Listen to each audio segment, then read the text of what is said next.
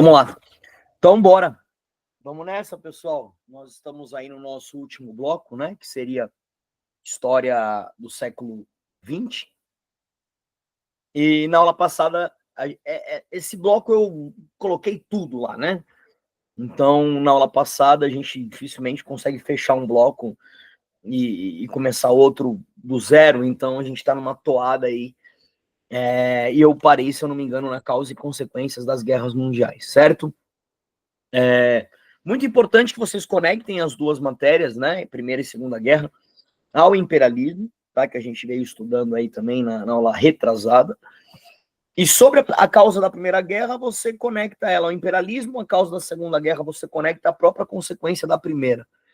Né? Aquela questão do Tratado de Versalhes, a punição à Alemanha, a crise do capitalismo, né? A economia em frangalhos na Europa, né? Uma Alemanha ferida, machucada. Eu comentei com vocês sobre a não ação das superpotências e impedir a expansão do nazifascismo, que eu já vou passar para vocês daqui a pouco. E na Segunda Guerra, a grande consequência da guerra, né, o grande efeito da guerra é o nascimento da Guerra Fria.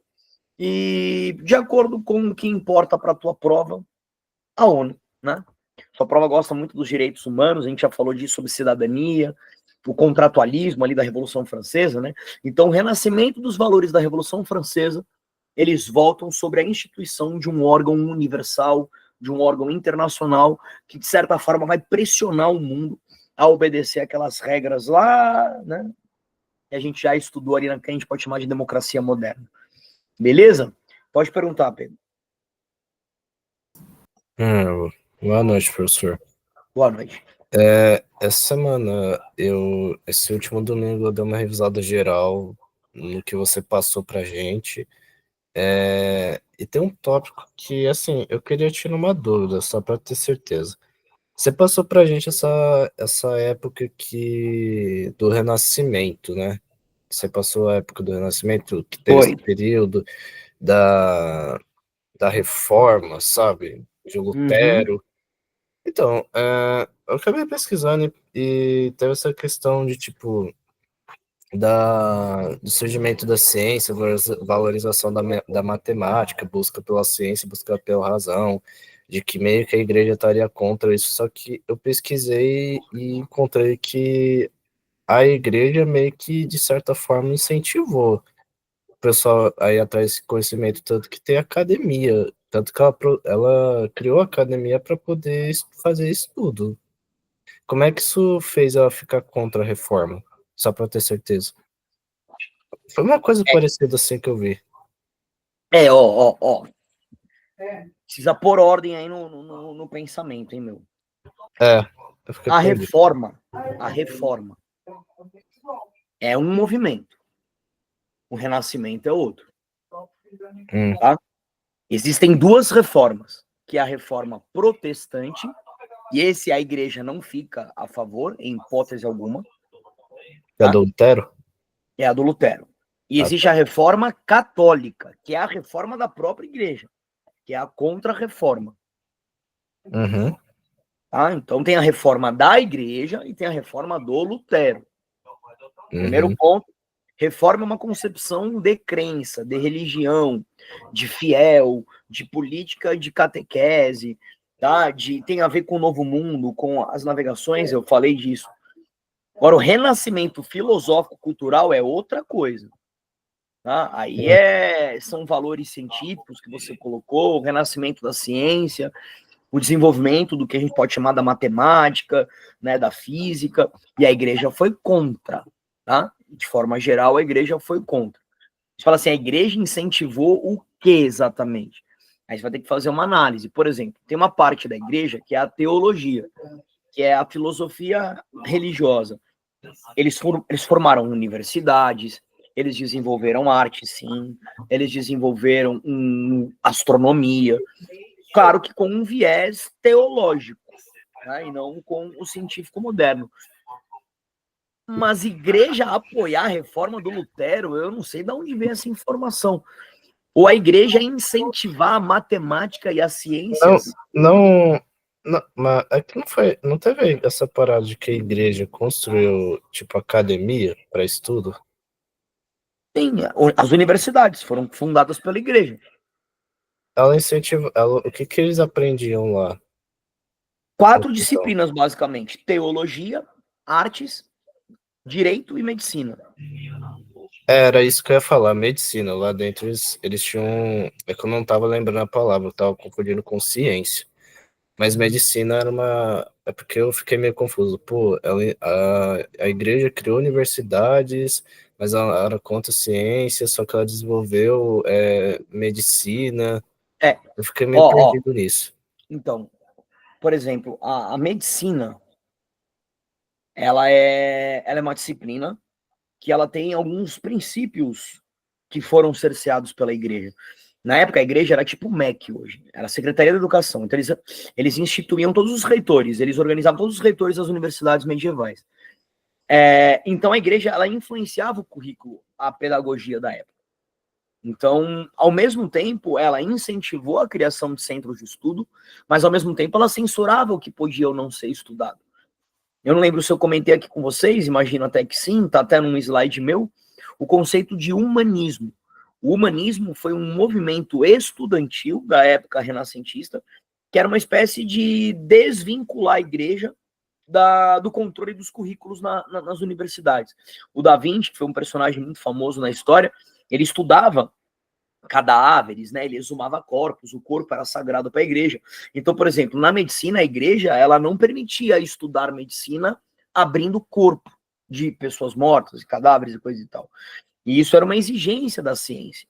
Então, a igreja, ao mesmo tempo, ela desenvolveu cursos, sim, ela organizou a educação renascentista, porém se intrometendo demais em alguns valores, né, que o próprio movimento científico técnico começava a combater.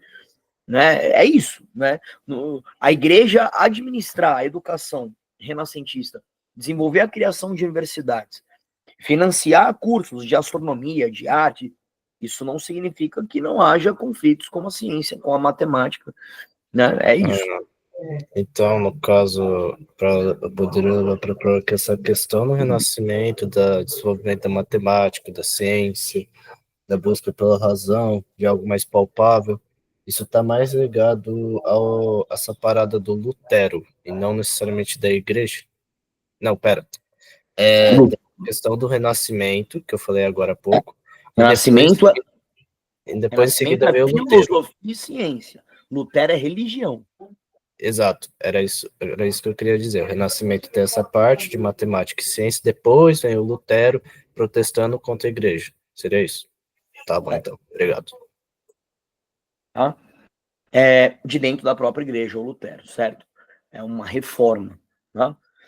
Mas a igreja, ela com certeza, ela apoiou mais os cientistas do que o Lutero. Né? O Lutero ali se desenvolveram uma série de guerras religiosas pela Europa entre protestantes e católicos. Tá? Mas existe a reforma da igreja, então só toma cuidado, porque às vezes aparece lá a palavra reforma católica, e a reforma católica é a reforma da igreja, e tem a reforma protestante, que é a do Lutero. Então tem duas reformas. Né? Essa reforma católica, ela é chamada também de contra-reforma.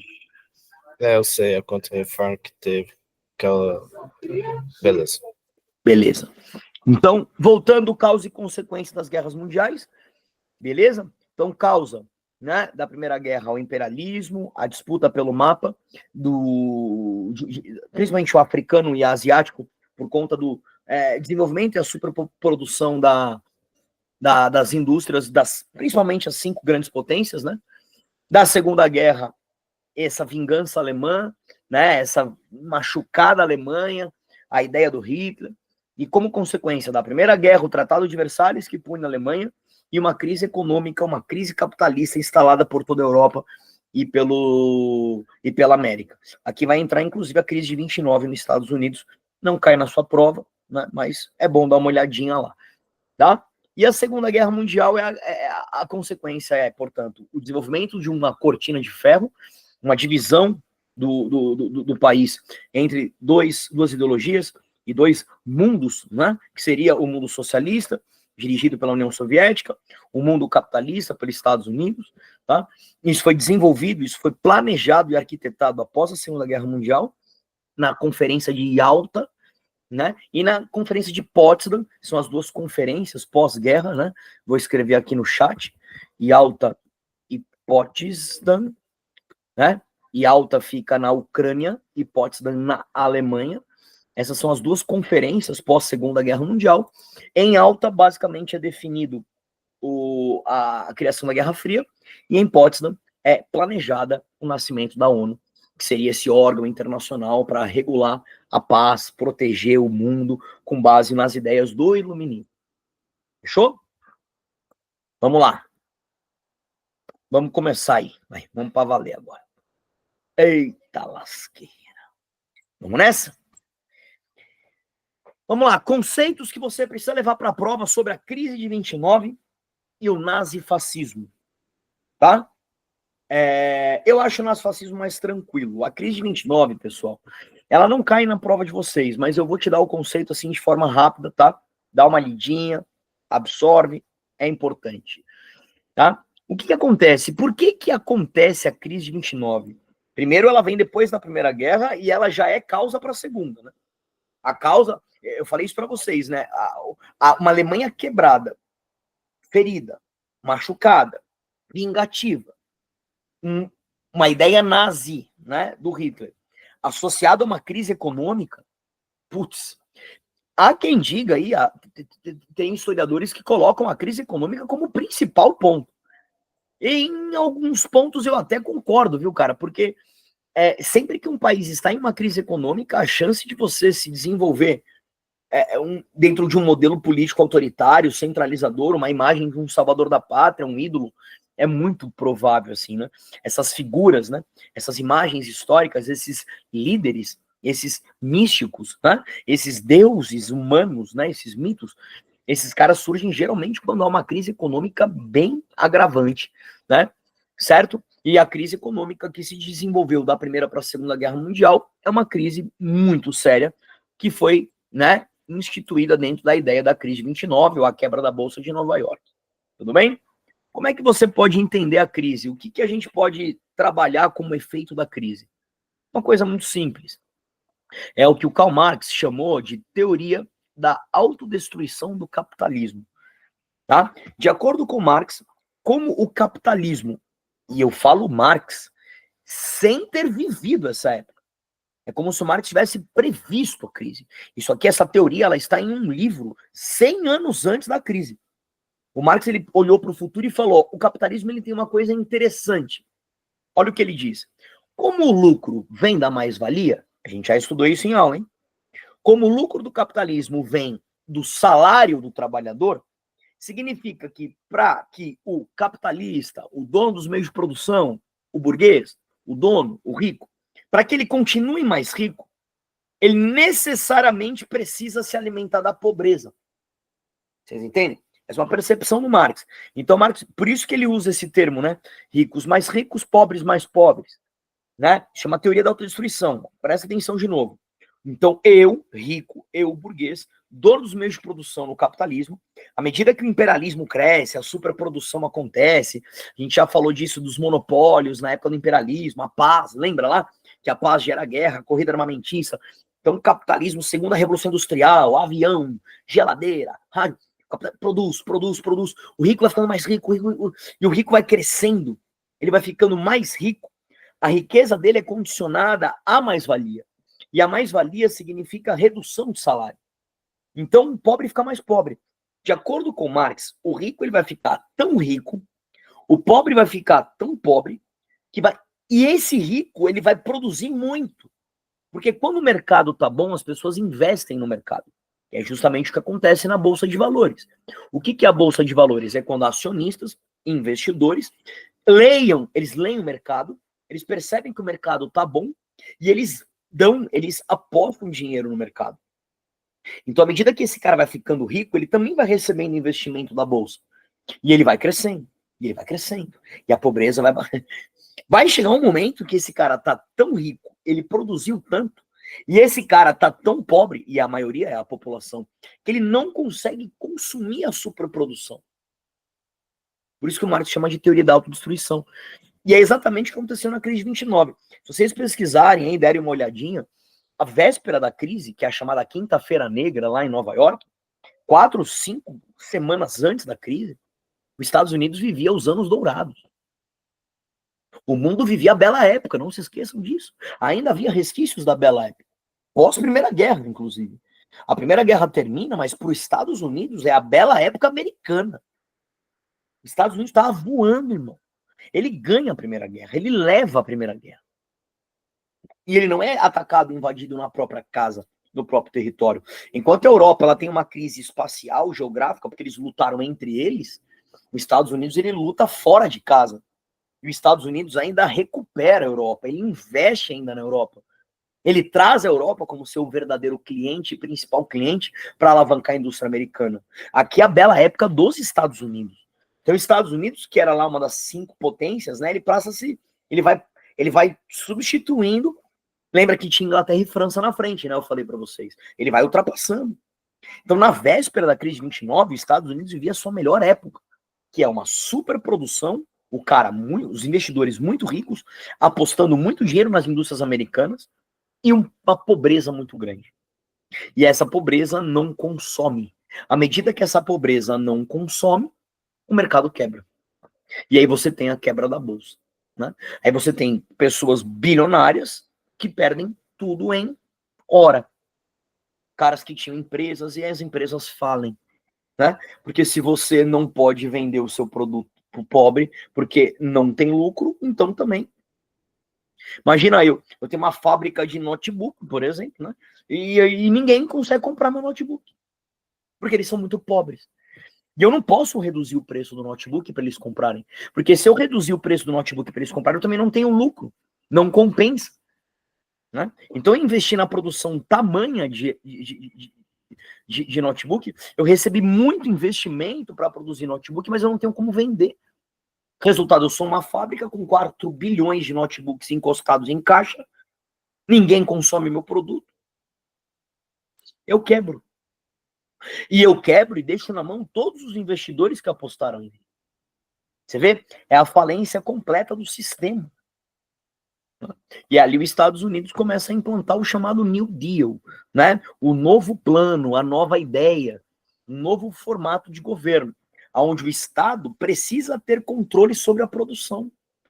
Não pode ser assim, cara, sai produzindo tudo, sai investindo em tudo. Pra você ter ideia, naquela época, os bancos americanos podiam imprimir dólar.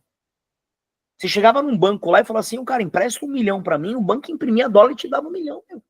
Você deixava lá uma casa, um apartamento, um sítio, um carro de garantia para o banco, pegava 1 milhão, investia numa empresa, ganhava 2 mil, aí você ganhava o dobro, pagava a tua dívida com juros e ganhava dinheiro em horas. Porque estava funcionando a economia. Só que chegou um momento que você deixou todos os seus apartamentos no banco, pegou 2 milhões para investir 2 e ganhar 4, voltou 100 mil. Como é que você paga a sua dívida com o banco? O banco vai tomar a tua casa, o banco vai tomar teu sítio, o banco toma teu sítio e repassa a tua casa e teu sítio para quem? Se todos os outros caras também quebraram. O banco tem um imóvel gigante para pagar imposto e para sustentar, que ninguém vai consumir. Quebra o banco. O banco não recebe teu dinheiro, o banco ficou com todas as suas garantias, mas ele não tem como repassar essa garantia. Quebra todo o sistema.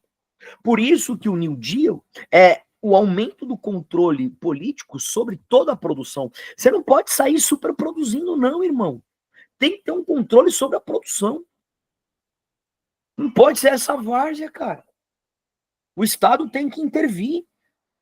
Né? Os bancos não podem imprimir dólar à vontade, as pessoas não podem investir o que elas quiserem. Tem que ter um padrão, é o que a gente chama de bolha, né? Que já ouviram falar na bolha imobiliária, né? Na bolha dos automóveis, é a famosa bolha. É uma bolha. O governo ele cria um campo de força. Se você quebrar a bolha, se a bolha estourar, vai acontecer a mesma coisa que aconteceu aqui. É o que aconteceu na crise de 2008, na crise de 2012, né? Quando você quebra a bolha. A bolha seria esse poder do governo, né? O governo ele estabelece metas, tetos de investimento. Você não pode ultrapassar isso. Senão o mercado vai produzir muito, as pessoas não consomem. Fala, Pedro. Professor, parece que tá dando eco. Professor, você acha que a gente, então, é que nessa questão do Estado, eu concordo que nessa parte a gente tem que ter essa questão de ter bom senso, de não sair fazendo superproduções, tipo, sem pensar Mas não nas é, consequências. mas não é bom senso, não, hein? Não vai nada do bom senso, não.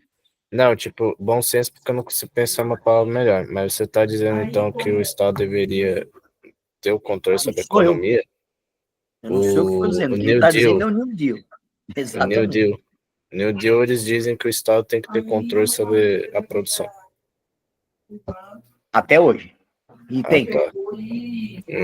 E tem. Tá? E tem. E uma coisa importante. Quando as empresas quebram, a primeira coisa que elas fazem é demitir. Tá? Então, por exemplo, se eu lucro 10 e amanhã meu lucro cai para 8, esses dois lucros, esses dois que somem no meu lucro, eu vou dar no trabalhador. Tá? Em épocas de crise, em épocas de lucro ameaçado, em épocas de dívida superando investimento, a empresa ela demite. Ela vai trabalhar mais com menos. Né? Ela vai aumentar a produtividade. Lembra de produtividade, já falamos sobre isso. Ele vai fazer os trabalhadores trabalharem mais em menos tempo, porque ele vai demitir metade. Então 20 caras vão fazer o serviço de 40. Porque 20 eu vou mandar embora. Antes eu tinha 40, agora eu vou ter 20 trabalhando igual aos 40. Então é isso que começa a acontecer. Então o que o New Deal diz também?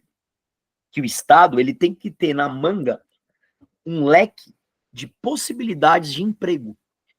Ou seja, obras públicas.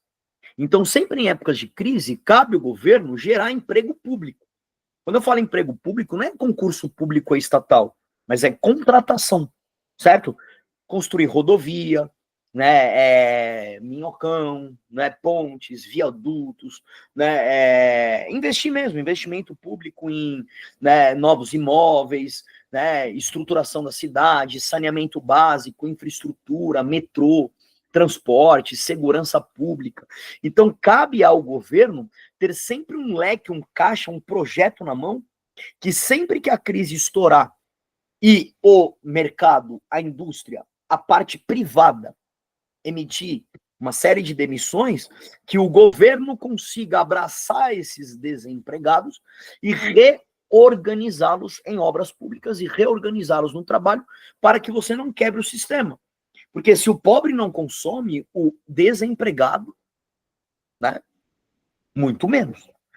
Então, o New Deal é isso: o Estado controla a produção, o governo investe pesado em obras públicas e planejamento para desalocar, né, na verdade, melhorar, realocar esses desempregados em obras públicas e, muito importante, tá? Direito trabalhista. O salário mínimo. Os direitos trabalhistas, eles são feitos para dar segurança ao trabalhador e ao mercado. Né? Isso é importante. O que eu quero dizer com o salário mínimo? Que você não pode rebaixar o salário daquele cara. Ele não pode perder o poder de compra abaixo daquilo, que senão o mercado quebra. Então, o Estado deve intervir na lei, numa espécie de um código legal, aí a CLT que o Vargas vai fazer. O Vargas vira um deus no Brasil, né? E ele cria lá a CLT, coisa e tal. Mas vocês estão percebendo que a CLT foi criada em 1929. O Vargas toma o poder no Brasil em 1930. O Vargas não inventou a CLT. Tá? O Vargas não criou a CLT. Ele traz a ideia do New Deal para o Brasil. Tudo bem? Então, o Vargas ele sai como assim, o pai dos direitos trabalhistas. Na verdade, os direitos trabalhistas já foram discutidos e inventados em 1929, como uma forma de proteger o mercado e garantir que o povo não ultrapasse um limite de pobreza que o impeça de consumir e reanimar o mercado. Tá? Daí vem os direitos trabalhistas. Tudo bem? Então, levem para a prova a causa da crise de 29 e o New Deal, né, como mecanismo de conserto, como remédio desse sistema. Também na prova é importante que você traga o conceito de nazifascismo, tá? Muito importante que na prova você também lembre que essas questões sobre o nazifascismo, sobre modelos ditatoriais, não vão vir questões muito conceituais, tá, pessoal? Mas eu vou te falar uma coisa meio óbvia agora. Defender a democracia, odiar modelos autoritários e centralizadores, né? As questões do Enem sobre nazifascismo, quando cai, não é diretamente o nazifascismo, sabe? Mas são modelos, né? Que tem esses valores, esses princípios antidemocráticos, esses princípios que a gente chama de xenofóbicos, né? De perseguição a minorias. Cara, é mais do mesmo, né, cara? As questões aqui vão ser questões para você defender a democracia e atacar modelos ditatoriais. Eles vão usar como exemplo da questão o nazifascismo, o holocausto, coisa e tal. Tudo bem? Mas a temática nazifascista na prova do Enem, ela vem muito mais como um exemplo a um debate que é mais amplo, menos conceitual. Ele é um debate mais de valores democráticos versus valores centralizadores e ditatoriais, arbitrários, e eu imagino que você não vai chegar na sua prova, numa redação, e defender a ditadura, certo? Vai lá, Vitor. Professor, me corrija se eu estiver errado, mas o conceito do New Deal não lembra um pouco o que a Inglaterra fez quando ela estava tentando combater a escravidão para poder as pessoas ter algum poder de compra e comprar os produtos dela? É muito louco, né? Porque, geralmente, qual que é a mensagem que passa? E eu acho que você captou bem a mensagem. Ninguém está preocupado com a pobreza, né? Ninguém está preocupado com o pobre, com o trabalhador, né? Sim, sim. Se você é isso que você está perguntando, a ideia do New Deal é salvar o rico, né? E você usou como exemplo a Inglaterra, que estava muito mais preocupada com o mercado também, né, com o sistema de consumo, do que propriamente se o escravo é produto, se não é, tadinho do ser humano, né? Sim, sim. Se é essa a sua pergunta, faz todo sentido. Entenda o seguinte, eu lembro muito bem da eleição do Obama, né? A eleição do Obama recente. O Obama pegou essa bolha que eu citei agora, a bolha imobiliária, né? E o Obama, ele é um cara mais democrata, ele é uma pegada mais povo nos Estados Unidos, né? Ele veio com uma bandeira mais de ajudar o trabalhador e coisa e tal, no meio de uma crise. A primeira ação do Obama, não sei se foi a primeira, mas uma das primeiras ações dele ali, primeiros meses de governo do Obama, ele pegou todo o dinheiro, todo não, mas uma boa parte da reserva americana, e ele salvou um monte de empresa que tinha declarado falência. Ele salvou na época os Blood Brothers lá, que sei lá, era um banco de investimento, tipo Daicoval, assim, né, o BMG. Ele salvou um banco, cara. Ele salvou a GM, atual Chevrolet, né? Na verdade, Chevrolet virou a General Motors. Ele salvou milionário. E na época todo mundo veio que criticou o Obama, falou, cara, você é louco, velho. Pô, sua bandeira era de ajudar o povo. Ele prometeu vale supermercado. Puta, vale supermercado é coisa de comunista, assim, nos Estados Unidos eles não aceitam isso, né? Então ele falou, cara, mas eu tenho que salvar o milionário porque é o milionário que gera emprego. Né? Então não adianta salvar o trabalhador, dar o de comer pra você, colocar alface na tua mesa. Na verdade, não, eu tenho que salvar o bilionário, porque é o bilionário que gera a economia. É ele que cria empresa para poder te empregar. A lógica do sistema é essa. Né? É isso. O New Deal é um modelo de não proteger o trabalhador, proteger o mercado. E para proteger o mercado, eu preciso do trabalhador protegido porque ele precisa consumir. Então, sim, é uma lógica muito parecida com a ideia de libertação de escravo. Tá? Só para terminar o conceito de nazifascismo, tá? 3 conceitos defendem essa bandeira nazi-fascista, não só do Hitler, como do Mussolini. Primeiro, vocês já sabem, né, mas é a condição de uma raça superior, uma raça ariana, tá? Então, portanto, a palavra arianismo, dentro da astronomia, significa a era de Ares, que seria a primeira era humana. Então, o termo arianismo na raça ariana, né, do nazifascismo, significa a raça primeira, a raça melhor, tá? A primeira, certo? Então, e uma raça superior, retornar à essência, né? Imagina você que a raça superior, por ser a primeira, ela não é miscigenada, ela não recebeu pouca mistura, ela tem mais originalidade, né? Então tem esse lance meio do puro, né? Beleza? Culto à cultura nórdica, isso é central dentro do nazismo. O fascismo é o culto à cultura do Império Romano, tá? Por ser na Itália. Hitler era fascinado pelos nórdicos, né? Porque a cultura nórdica é o que formou a cultura germânica. Então, basicamente, Thor e Odin, né? Aquela coisa, o loiro, o alemão, o músculo, lutar e morrer em batalha, né? Você pega a mitologia nórdica, ela é muito assim, né? De nossa, o Midgard, né? Nós somos da Terra-média, caímos em batalha e vamos para Asgard, lutar ao lado dos deuses, os covardes serão maltratados por Hela, né? E, vamos voltar lá no Ragnarok para nos redimir. Hitler, né? O Hitler, ele desenha a estrutura alemã muito dentro da ideia da cultura nórdica. Tanto que o Hitler era um artista, a gente já falou disso, e as vernissagens, né, os campos de exposição artística do Hitler sempre desenvolvia a ideia de uma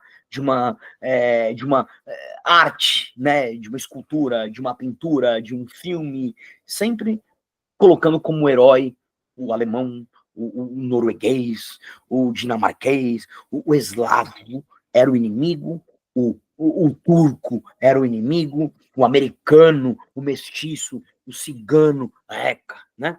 E o germânico era tudo, né? Essa coisa da cultura norte, esse retorno. Para quem gosta do assunto, existe um documentário que você assiste gratuitamente no YouTube que chama Arquitetura da Destruição.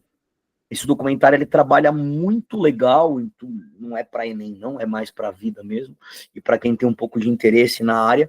A arquitetura da destruição, ela é uma aula sobre o que é nazifascismo, né? Nazismo, para ser mais exato. Tá? E a questão de uma nova civilização, né? A partir da guerra. Hitler era totalmente belicista. Né? Você tem que destruir essa sociedade e recriar uma nova. Acabou. Essa é a bandeira do cara. Destruir uma civilização para começar outra. Como os nórdicos faziam, como o Império Romano deveria ter feito com os bárbaros. Aí tem muita essa pegada do fascismo, né, de que os estrangeiros invadiram a gente, né, a raça romana a Roma caiu porque abriu portas do Império para outros povos sujos, povos menores, né? Eles têm muito essa bandeirinha aí, tá? Na prova, geralmente, virá uma questão para você meio que tacar uma porrada nisso, né? Criticar, odiar esse sistema e defender a democracia. Beleza? E no nosso último ponto, né? O nosso último ponto, né? Opa, peraí, deixa eu vir para cá, né? A Guerra Fria, tá? Sobre a Guerra Fria, eu fiz aqui um slide sobre os itens que você precisa levar para a prova, tá? Ó, eu comecei com o primeiro item, eu acho que ele é o mais importante, tá? Que é a ideia de que a Guerra Fria, ela não é tão fria assim. Ela tem muitos conflitos dentro da Guerra Fria.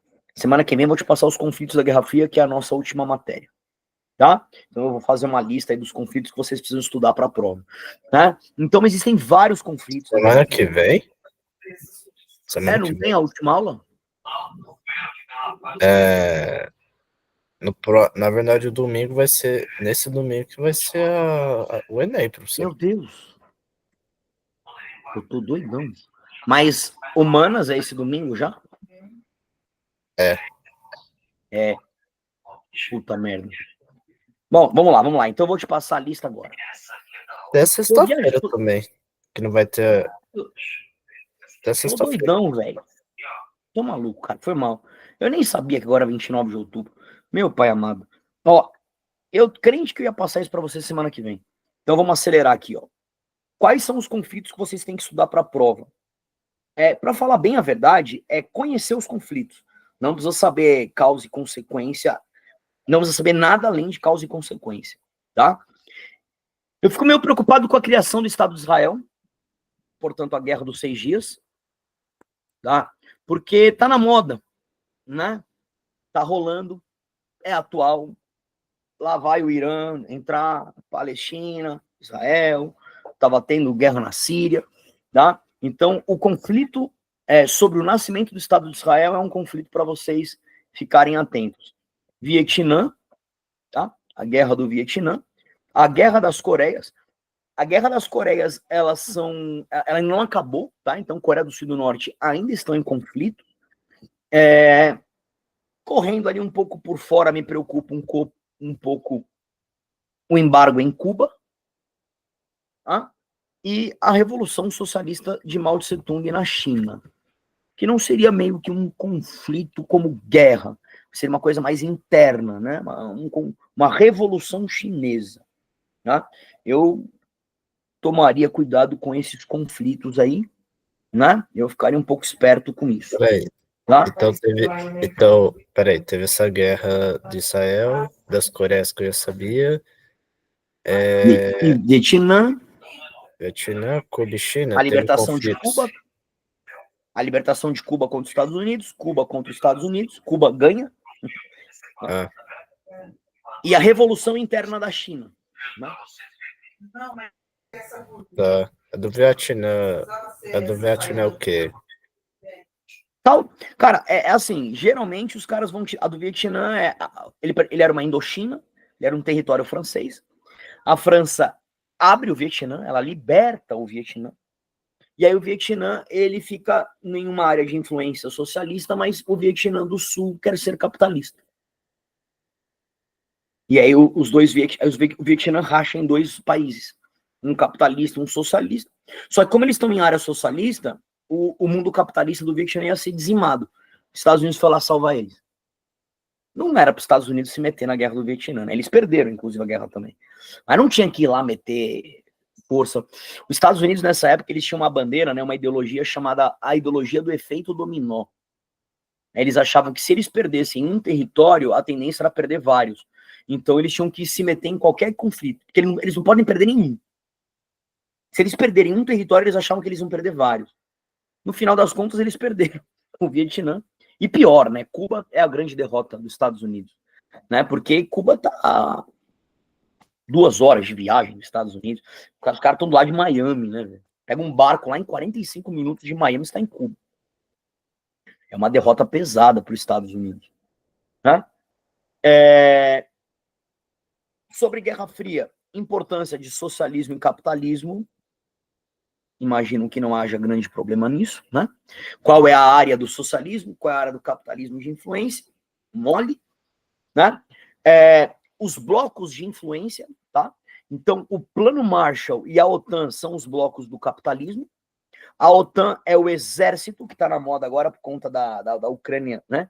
A Ucrânia, ela assinou que ela virou signatária da OTAN, ou seja, ela passou a apoiar a OTAN, isso na véspera da invasão da Rússia, né?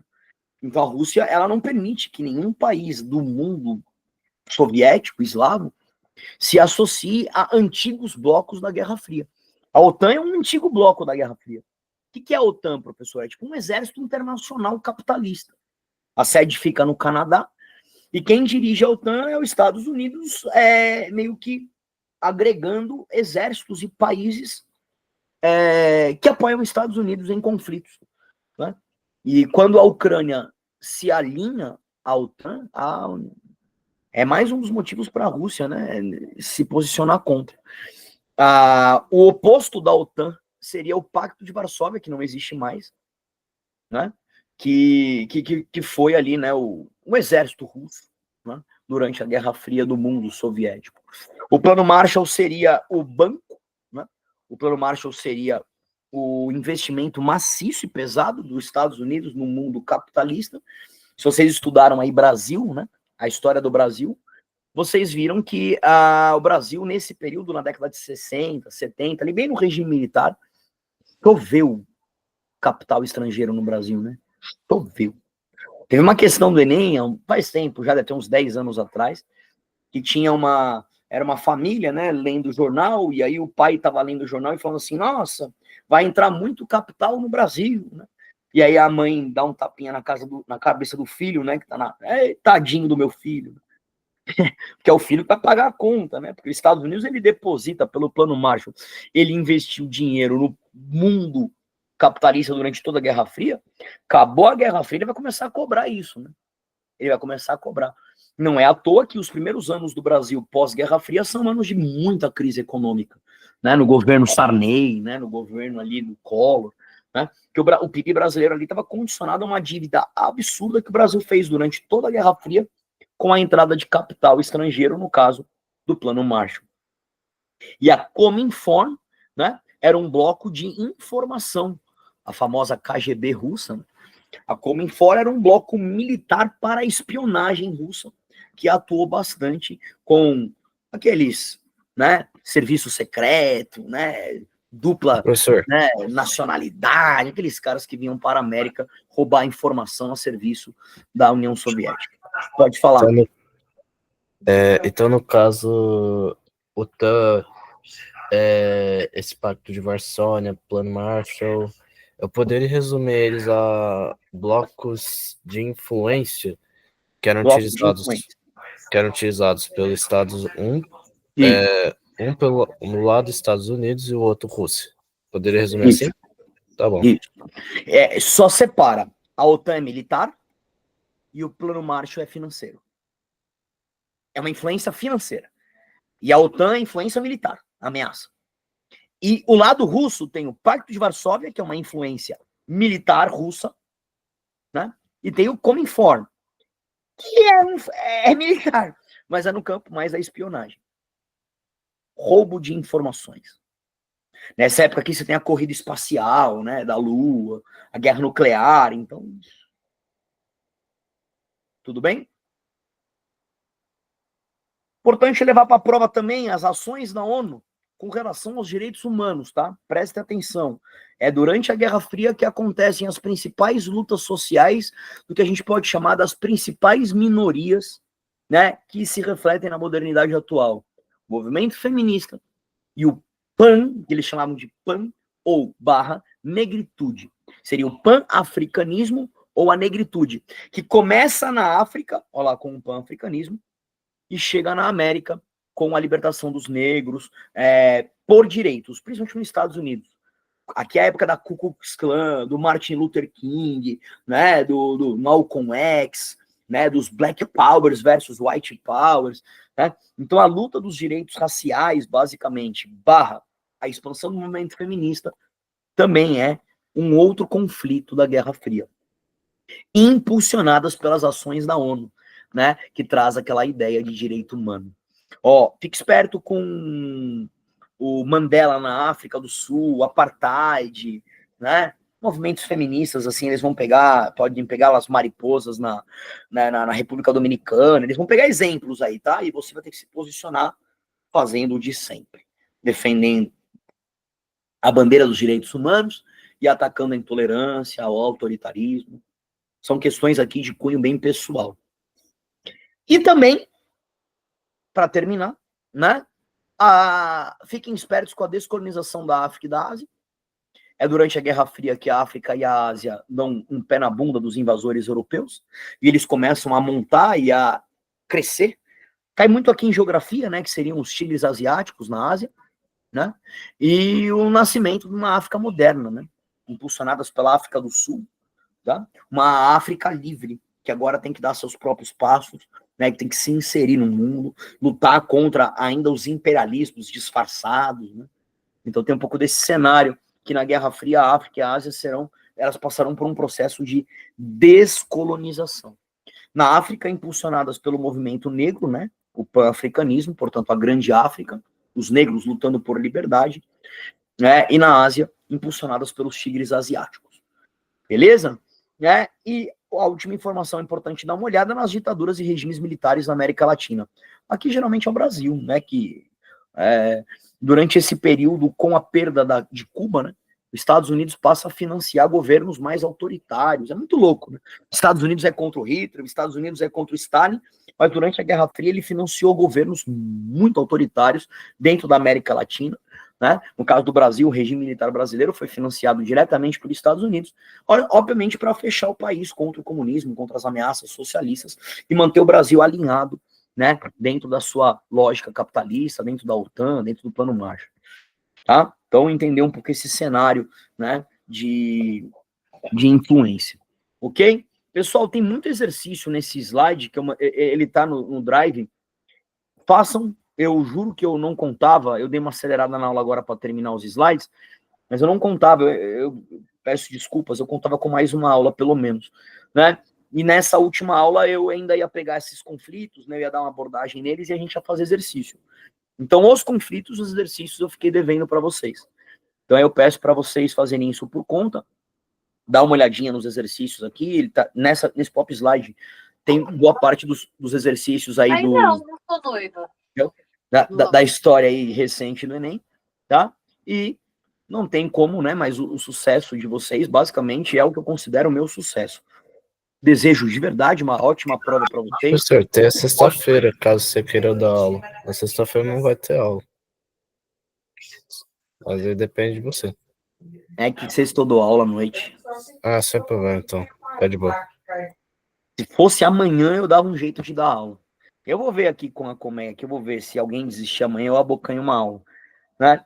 Quinta, sexta e segunda. Segunda, quinta e sexta eu dou aula à noite. Né? Então eu não consigo mesmo. Minha folguinha é terça e quarta. Se eu vou ficar de olho aqui, se abocanhar alguma aula na quarta lá, eu pego e eu termino com vocês, eu prometo. Tá? Beleza, qual Qual horário que você consegue, Pedrão? Amanhã é esse mesmo horário. Tá, eu vou dar uma olhada aqui. Tá? Se alguém der para trás aí, acontecer algum problema, me encaixa aí. Aí Fechou. eu termino isso aqui com eles. Fechou? Combinado. Demorou. Então, e para finalizar, então, caso eu não consiga na quarta-feira, e vocês precisarem de qualquer coisa, de material, de exercício, de lista, de apostila, não só, né, de história geral, mas história do Brasil, eu também sou professor de filosofia e sociologia, eu consigo alguma coisa também para vocês nesse sentido pro Enem, pode falar aí, tem meu contato, pede pra galera, e eu espero ter ajudado vocês aí nesse curso, que foi muito legal da minha parte aqui, eu gostei muito. Beleza, galera? Tchau, professor, obrigado. Boa prova aí pra vocês, sucesso. Fechou, Vou tentar Pedrão. aparecer amanhã. Obrigado, meu irmão. Valeu? Valeu, cara. Paro de gravar? Por favor, que eu não consigo. Pelo celular eu não consigo fazer nada. Então, vambora. Fechou.